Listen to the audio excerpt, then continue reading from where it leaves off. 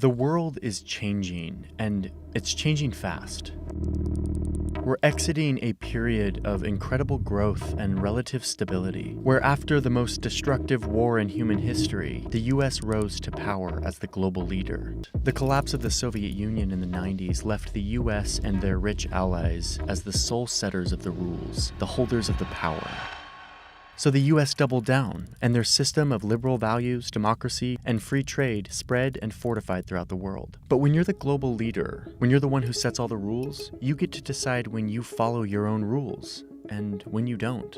Being the global superpower has turned more into being the global policeman. Over these last 75 years, the US has been known to violate the values, norms, and ideals that it built the whole global system off of, cozying up to strongman dictators, throwing out democratically elected governments, fueling regional wars, and generally trying to stamp out communism across the globe. And anyone who didn't want to play by America's rules was cast out as an insane pariah in need of regime change.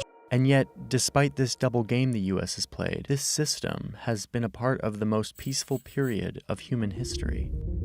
Major empires don't fight each other like they used to. And a major reason is because they came to understand that getting in line with the American-led system would mean economic opportunity and growth. It wasn't worth a war. Fighting against this system often meant destruction and losing deals for all sides. This peace was also helped by the existence of the most powerful weapons ever invented, which great powers didn't dare use on each other. In part thanks to the US-led order, China, which until recently was the most populous country on Earth, has risen to become the second largest economy and world's largest military based on active forces. And more, China sees the US as an unfair policeman of the global order, only holding to the rules that benefit them. And this projection of values and philosophies from the West to the leaders in China, this looks a lot like the modern-day version of colonialism. They see this hypocritical American empire, drunk on power that they've had since 1945, an America that is increasingly defensive because it's in decline,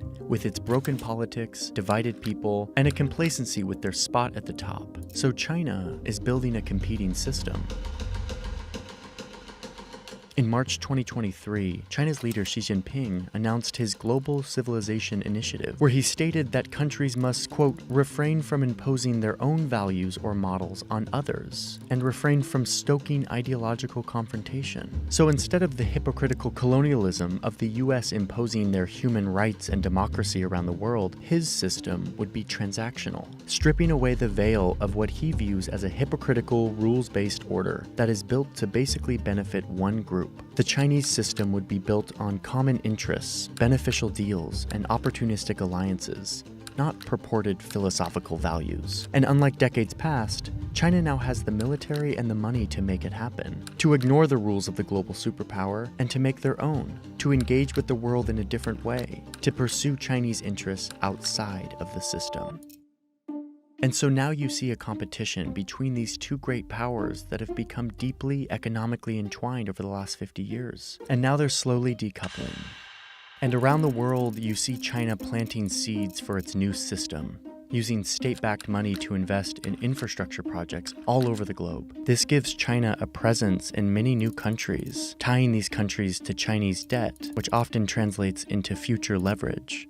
In March 2023, China sent diplomats to the Middle East for the first major effort to broker a peace deal between Saudi Arabia and Iran, these two bitter rivals. This is something that the US couldn't do, and it showed the declining influence that the US has on this region. But the US still remains on top, and they will as long as they can control the economic and financial systems that the world operates on, which they do, for now.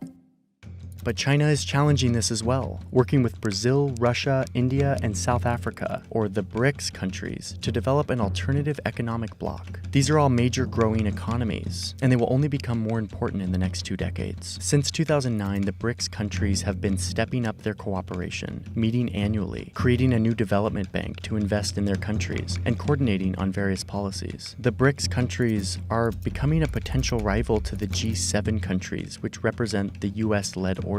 BRICS countries are even discussing creating their own currency that they share between these 5 growing economies. They're creating a secondary economy in the world, totally independent of the United States. We won't have to talk about sanctions in 5 years because there'll be so many countries transacting in currencies other than the dollar that we won't have the ability to sanction them. This would be a major challenge to the US dollar, which is currently the standard for international trade, and a major reason why everyone has to play nice with the US. Russia's invasion of Ukraine was a major pushback against the Western security and economic order, and it showed us which countries will fall on which side of that divide. You can see that most countries aren't taking a side here. They aren't siding with Russia and China or with the Western bloc. You could call these the non-aligned countries, the undecided, the countries that China and the US will be looking to influence into their system in coming years.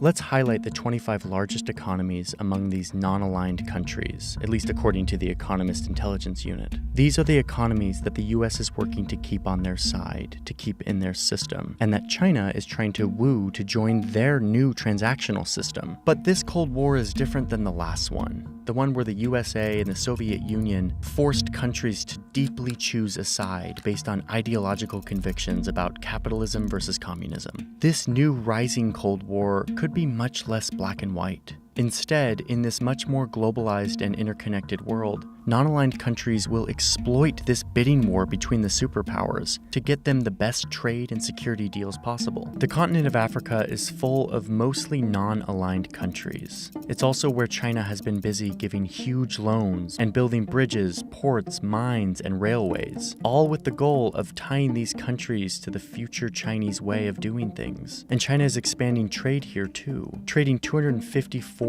billion with Africa in 2021, while the US only traded $44 billion, a sixth the amount of China. China's investment has been swift and effective here and all over the globe in garnering new friends and allies, laying the foundation for their competing world order. But the US isn't just going to sit back and let this happen. They're already responding. Big names like Kamala Harris, the vice president, or Janet Yellen, the head of the Federal Reserve, Antony Blinken, the Secretary of State, have all visited Africa in 2023. President Biden went to Saudi Arabia last year, despite calling the country a, quote, pariah state on the campaign trail. He was there to try to claw back some influence that was being taken by China. And then, of course, the US is hitting China straight on, cutting them off from Western technology to hamper their economic and military progress. The US and its allies in Asia are also encircling China with their military in the Pacific, sending billions of dollars of weapons and infrastructure into China's backyard.